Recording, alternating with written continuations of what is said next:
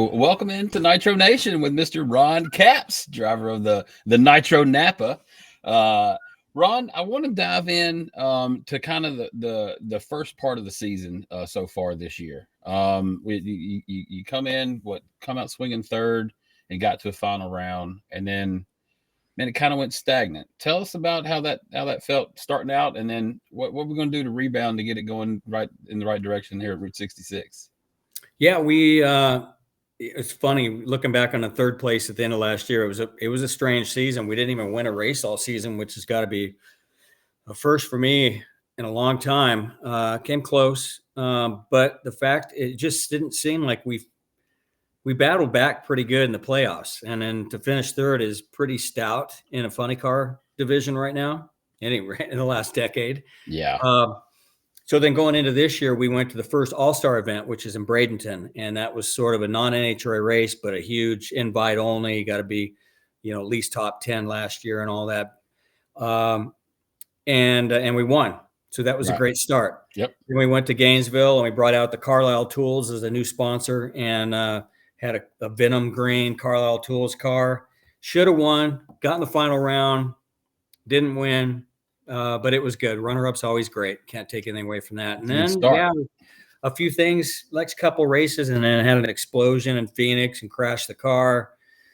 And unfortunately, we just had, that car was really, really good for us. Right. But we brought the backup car out, and the very following weekend after that bad crash, and went number one qualifier the next two runs with the backup car. So we've been kind of hitting it since then. That crash car, we got a brand new one being built back in Indy. So we're kind of getting ready to have that back. Guido, my crew chief, feels like that's a little advantage with what we had, the car we crashed and this new one. He feels like the very hit of the throttle, first 100 feet or so, it's really more important with these new chassis. Although I got to tell you, the backup car, I crashed last year in Seattle. We brought the backup car out the following weekend in Sonoma and went to the final round, and it went down the track every run. So I don't know. I'm kind of liking the old stuff, but that's kind of where we're at right now. We just finished up the 4 wide in Charlotte and run it up again. Yep. Had a great car all weekend long and lost a very close race in the final round.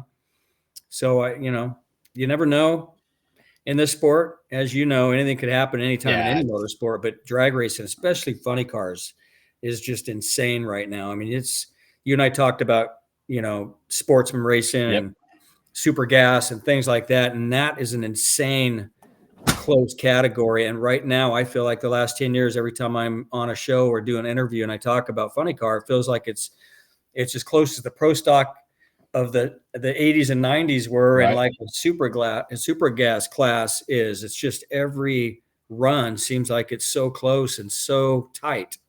It's funny you say that. I put out some content the other day because I was talking to some viewers and I was talking about how humble NHRA pro drivers are, or seem to be more so than like a NASCAR style driver. And I was thinking, if a NASCAR guy goes down and races down, a down series, he's probably going to go down there and bust their ass. If you guys were to go down and race, a super gas or anything that requires you to drive the finish line differently than a pro class, we get our asses whooped. That's exactly what I said. I said they're probably going there not to get embarrassed. They're not going there to embarrass anybody. It's a completely different driving style, and to watch you guys interact with the sportsman drivers is really cool because I see the mutual respect that you understand the type of drag racing that they're doing, and it's a completely different animal. Let's talk about that for a second. No, it's true. I'm intimidated by a lot of it, honestly. I got my super gas. Well, I got my super comp license. Couple of reasons. Mainly, I was doing these ride and drive things where I was giving people rides in these 2-seater dragsters, which was a blast. And then, so NHRA, we were getting my daughter her license at the same school, super comp. And back then, she was maybe senior year in high school. Did really well. Got her license one day. Did a great job. But I was so enthralled with the process of staging and knowing your car and have to be right on the dial in and all that stuff. Even doing the 2-seat ride-alongs, 7.8, 8.9 seconds, 9.9090 in super gas. There's no room for error, and these people that hit it right on the money, it's insane. Time after time after time. It's I was crazy. pretty proud to have a super comp license. People laughed at me. They're like, "Well, you got a funny car and a top fuel license." I'm like, yeah, but now I got a super comp license, and I have no will. I kind of do maybe someday to go try a race, but I would be embarrassed. I would get my rear end probably handed to me It's by completely different style. some little Completely different. 14-year-old kid. Probably You know? so. Probably so. But yeah, so that's funny because me and Taylor talked to Alexis last week, and she still holds her super comp license as well. Wow. And then we were talking about the different driving styles that takes. But going back to the 4 Wild Nationals, how do you like those? Or do you consider those it's not the right word as a sideshow, if you will, but it's a different type of drag racing. I know the first time I went to a different type, it was the No Bull up there at Bristol, right? The Oh yeah. top fuel Yeah. run 20 car. That Yeah. was crazy to see. But Yeah, it how do you was. like that? Is it fun? Do you like those weekends, or how does that play out? I'd love to do the dragster versus funny car. I've done a couple of them here last few years. We did it at Norwalk, Not Under Fire. I raced against Brittany Force, and you ever been to that race, the Norwalk? I Not have Under not Fire? been up to Norwalk. So it's crazy. It's invite only. There's only like 4 funny cars, maybe 4 dragsters, but it's always 4 funny cars.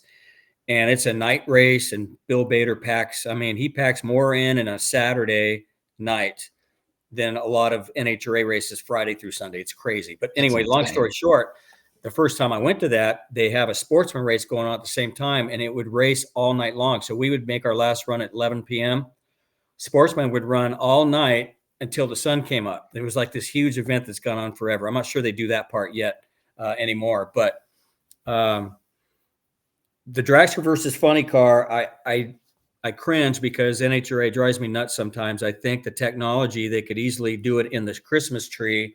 And back then, if you remember, we had the tree that would come down for us funny car guys. It was basically a staggered tree like they do in Sportsman. But basically, the top fuel guys would just leave off of our sound, and they had a great light. We were trying to still leave on the light. And today's age with K1 karting and all the stuff going on, I can't believe they can't just fix that and have us run to 1,000 foot and have the ET and wind light come on like normal instead of a staggered start. But anyway, so that was a great event. I think along those same lines, I love the 4 wide because it's kept a couple tracks, I wouldn't say open, but in the mix, and that's Charlotte and Vegas. We should be ecstatic that they still have 2 races a year at each one. And it just got to be where I think a lot of fans would either come to one or the other of those 2 races before they brought the 4 wide out. Vegas was actually built before the Charlotte one actually was originally built with a 4 wide, and they just had the 2 lanes covered up. Nobody knew that for a long time. Now this year, we're going to run our playoff race, our countdown the championship race in October or September, whatever it is, in Charlotte as a 4 wide in the playoffs. So it's going to be crazy, even crazier than now. So to answer your question, I like it. You're a sim racer. It's like during COVID when, I was right in the mix of all the COVID races on TV and all that stuff, where I was in there with the NASCAR guys. I ran World of Outlaw stuff. Oh yeah. Where you're thrown in the mix of a track that you log in, you may never have been in that car on that track, and you're in with a bunch of really good racers, and you've got a few minutes to practice and come up with what you think is going to be all right, and then right to qualifying, and then the race, right? And it's like nerve-wracking, more nerve-wracking probably than me going 330 miles an hour. So I feel like the 4 wides are always like that. You don't know. You have more than one competitor that you have to worry about at the Christmas tree. Are they going to stage right away? Are they not going to stage? Who's in what lane? What lane are you in? You got to remember that sometimes. So there's a lot of weird variables that heightens, I think, all the excitement for me, for sure. So it was a sideshow, I think, in the beginning. And I think it brought a lot of people to races, whereas they might have just gotten rid of that one race and then won a year. So I'm all for it, whatever it takes. I think it's great. I think it's a great fan experience. That's one thing that I think that fans are starting to pick up on, but are missing out on a little bit, is the experience of NHRA. They need to fix the. I will say this, even as a racer, I hope they don't get mad at me. They need to fix the scoreboards. They're hard to read. I say this as a guy sat in the. I lost first round or whatever it was last year. I crawled up in the grandstands and watched a couple rounds, and I could not figure out what time popped up to what ET it was as a fan. Right. When you're in the car and you go through there and there's a blinking yellow on the guardrail when you hit your parachutes, you won the race. If it's solid, you were second. If your light's not on, you were third or fourth. Yeah, That's, it didn't you know, matter. that in the race car, you know that by that little light. Yep.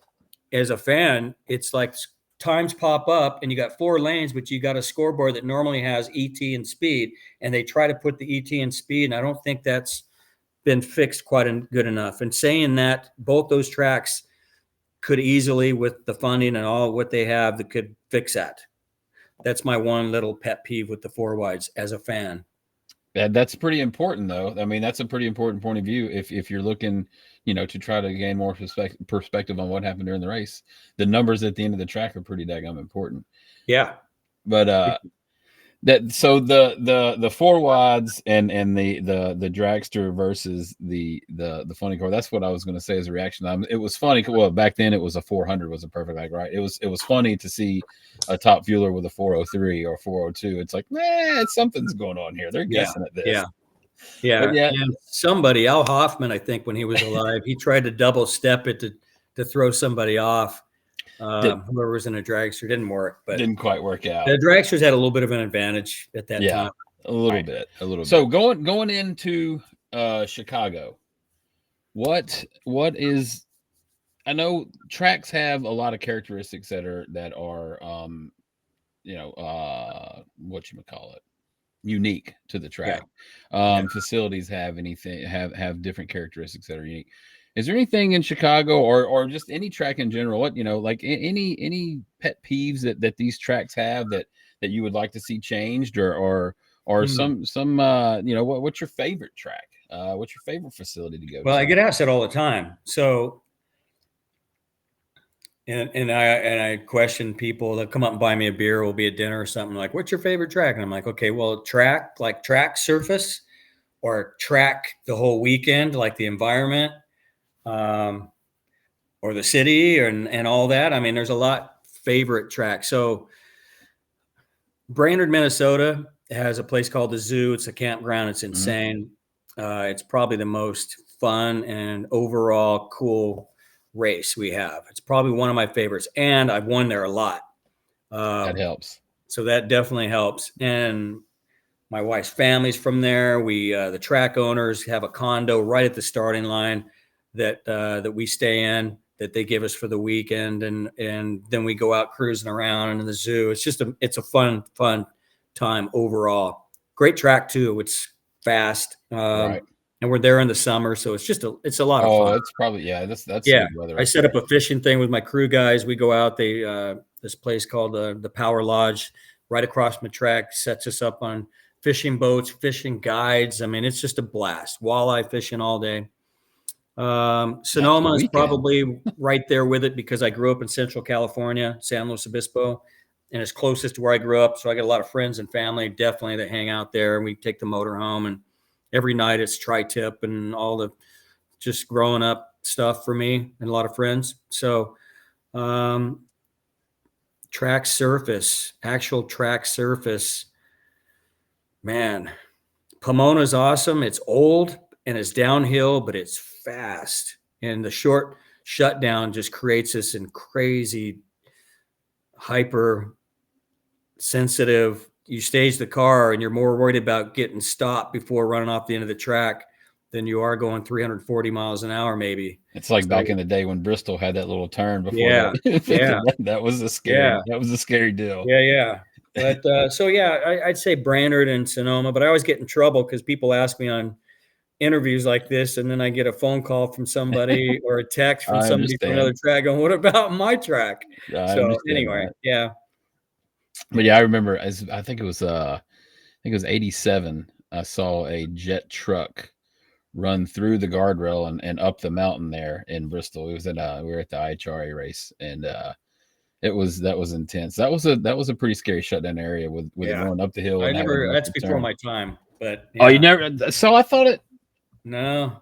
I thought it was still like that. No, you're right. You're right. They did change that before they Yeah. had the no wheel I shutdown. was there for the first Bristol after they redid it. I I remember gotcha. staging the car that first weekend. And there was like no rubber on the track. But it was cool being in that place for the very first time. The excitement, of You should have first been in there before. NHRA. You should have Yeah. been there before they remodeled it. They Oh, raised no, I've heard. the I drove for Don Perdome at the time, right? oh man, So that I place heard was all the sounds stories. Of great. course, he's a Hall of Fame guy up on the wall at Bristol of all his old times in the 60s and 70s. So I heard all the stories. Oh, yeah. That place Scotty used to Cannon used to sound tell me all the amazing. pro mods Oh yeah. IHRA stuff with the shutdown area and all that. Yep. But yeah, I've heard it all, but just way before my time. So I gotta know. We're sitting here in the car and it's idling as smooth as it's gonna idle, right? Not that they idle smooth, but Guido's marching you into the lights. And you got you got your hand on the brake, and it's time to stage. What are you thinking about? That thing's shaking. What's the last thing that goes through Ron Capp's mind before here comes the tree comes on and it's hammer time? I know what you said on the Taylor interview, and they bleeped it out. It was a 4-letter word, Yeah. but what is that like? What is the mindset to take one of these things down the track at 300 some mile an hour? Yeah, it depends on the scenario. I mean, qualifying but race day, you multiply that by a zillion when it's for the championship at Pomona on Sunday of the final race, and you're battling, you and three other people down the wire for everything you've dreamt of doing. Those are crazy moments rolling in the beams, but it just depends. I mean, it depends on how the weekend has gone, how the car's qualified. If it's the last run of qualifying and this is first round, you made it down. If the run before it shook and you had to pedal it. I mean, there's so many variables each time that you stage the car, but your life depends on when Guido points at the windshield and he walks away and I roll in, light the first light, and then I push with my hand the brake and I do all my stuff, shut my visor, turn my fresh air on, make sure the fuel pump's on, and then you kind of judge who you're racing and when you're going to stage and stage first or last. Um, and then it's that moment of bumping that 7 or 8 inches to stage that you just time stands still for a minute. And you just, if you could take that moment, because we're so enthralled in that moment, you don't have time to go, oh my God, this is crazy right now, Yeah, what are we because about to do? you're actually in it. So your life depends on those two little bulbs being lit, you and your opponent, and then waiting on those big yellow bulbs. And as soon as you see the flash of one of them, with every part of your being, you're mashing your right foot down and at the same time letting go of the handbrake. And you got to do it at the same exact time. If you don't do that exactly same time, you mess with the crew chief's tune-up, because you could hit the gas before letting go of the brake. And I'm talking fractions of a second, or vice versa. So you have to do that, and you've got to develop that for the crew chief to be better with the car. You can't throw weird stuff at him like that. So that's already a thing in your head, and then you're trying to cut a light better than that opponent. And if you have a good light and they have a great light, you look like a yeehaw. You could lose the race just on that little bit of fraction of a second you Yep. were behind. So to answer your question directly, it's that moment is just the car has been put together by these 9 crew members. It's been put together and worked on for 12 hours, sometimes overnight for first round. It's been set exactly right by that crew chief and what he thinks that will go down the track. And that's if you keep it exactly, hit the gas the right time, and you keep it exactly straight in the best rubber right in the middle of the track, which never happens with a funny car. So if all that is done, that moment that you're staging, you don't want to let that all down, because it's now up to you not to screw it up as a driver. So it's a weird cut the air with a knife. Just it's it's crazy. I wish No people pressure, could right? through that. Yeah, it's so much pressure. It's and then the run, in a funny car, you're hanging on for dear life, not to mess up and not to let it move around, and it always does. So it's one of the most difficult race car I've gotten to drive. World Outlaws, USAC Midgets at the Chili Bowl, NASCAR, Talladega, um, Bristol, Circle Track. I got to drive the coolest of the cool race cars, formula cars at Mid Ohio, but nothing in the world comes close to a nitro funny car for that 3.8 seconds. Nothing, not even close. Yeah, I don't see how you guys do it with that short wheelbase, man. Those things get upset, and it's like, They're wow, not made. They're yeah, not made to go straight. They're not no, made. They're not made to do anything easy. It's the most difficult to tune. You take any good crew chief on a funny car and you move them to a dragster, and they're like, "Oh my god, this is nice! Like this I can deal with. It's long. I can add clutch to it. right? I mean, there's all kinds of stuff you can do. So it is. It's difficult for drivers. Difficult for crew chiefs. It's difficult for crew guys and girls. So it's insane. You'd mentioned staging a little bit ago, and that's the one thing that I've always been kind of curious about. You see in the pro stock guys, they have those staging duels, but you don't see it as much in the fuel categories. Is it? And I know it's because the crew chiefs look at each other. They got these tune ups, and the fuel's got to be set here and there, and these are on timers. And is there a mutual respect of, hey, when it's time to roll in, let's go. We're not going to play any games. Like the crew chiefs look at each other. They say it's time to go. They click their final tune up in. You drivers, and in the fuel categories, you guys have a mutual kind of respect of, let's get in there and go. Yeah, there'd be a lot more fist fights. You're kind of committed with a fuel car when you let the clutch out and you start the staging process. That's why you hear guys when John Force was driving, he takes the longest, but he also, deep stage, top light off, roll deep, just tricky stuff.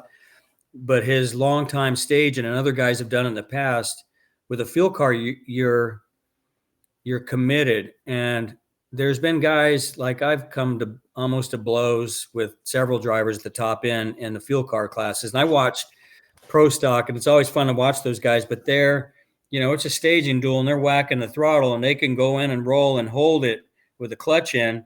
Then they hold the RPM up with the button. I mean, they can do that and get away. It won't kill their clutch. A fuel car, you go in there and let the clutch out, and you're sitting. You can't push it back in and hope it's going to keep it all right. It changes everything. So when a driver does that extremely, like there's no rule saying you have to do this or that, but when a driver just flagrantly does that to another driver, it's not trying to throw them off their driving game. It now changes the tune-up. And I always felt like, and I still do, you want to mess with me, that's fine. Do whatever you think you're going to do. I'm still probably going to come out on top, or you're not going to get at me. I'm doing this long enough. But what you're doing now with a guy that or a girl that might take a long time and hold you and really hung you out, is now you're changing the setup with the clutch, and you've now changed what that crew chief and team has done, and now it's a little dirty, I think. Right. I don't mind somebody hanging a little bit if they want to play games. That's okay. But when you flat out hang somebody out, like I said, that's as close I've come down at the other end, because you're so tight in the car and your adrenaline's up for that 3.8 seconds. And when somebody does that, I've lost my cool down at the other end. I mean, and you talk to any other driver, it's the same way. We don't have time to cool off like you do in NASCAR when there's a wreck and they get out and they got time to get towed away or back to the med center and then cool off a little more and then come out and do their interview. They throw a microphone right in our face when you hop out of the car. So it's a tough scenario. So, people have done it in the past, but I think it goes above and beyond just kind of trying to throw people off like they do in pro stock. Right. Yeah. I've always kind of thought that. I thought that's the way it was in the fuel categories. Wasn't for sure, but it's a different animal. Yeah. Oh, yeah. Everything's very dependent on everything else. Like watching you guys work in the pits afterwards, man. it is choreographed chaos, if I could call it the right thing. Yeah. Watching the guys go, slam up underneath there, pull the heads off, pull the headers, just everything is just like, wow, this is a fine-tuned machine. They know exactly what they're doing, and it's very impressive to watch. But man, reaction time with Mr. Ron Capps. First question: pepperoni and cheese pizza, Pepperoni. hamburgers or hot dogs, Hamburgers. cats or dogs? Cats are evil. Dogs. Cats. What is the best feeling? Getting winning by a whole shot, or is it worse getting beat by a whole shot? Oh my God. I usually play it down when I win on one. It's nice, but you don't want to show off and take it. But getting beat by one is the worst. It stays with me for days. Yeah, it's a kick in the pants. Yeah. Coke or Diet Coke? I don't drink much soda, but I'd Oh, probably no go sodas. I'd probably go with Diet. Okay, so all right, Powerade or Gatorade? Powerade. Powerade. All right. Hey, man, I appreciate you taking your time and talking to me tonight. It's been a pleasure and an honor. I've always looked up to you and enjoyed following you throughout your career. And I've had some conversations with you in the past with my pops back before he passed away. So I appreciate the time you've always taken to talk to me. Let's do it again. Let's talk sim racing next time. Hey, absolutely. And hey, maybe we can talk when you get this Wally coming up. How about that? All right. That's Ron, a deal. Ron, thank you very much. And for Taylor Kitchen, above the Yellow Line Media, we appreciate your time. Thank you very much. You bet, man.